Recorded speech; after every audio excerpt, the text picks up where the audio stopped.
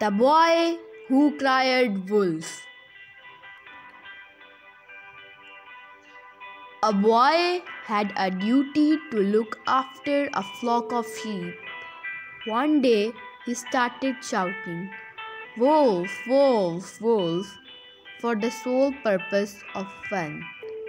On hearing him, the villagers rushed to his help. What started as a figment of his imagination became his hobby, and he started fooling the villagers. One day, when the wolf really came, nobody came, and as a result, the boy was killed. There was no one to blame but him. Moral: never lie, no matter how bad the situation is. Thank you.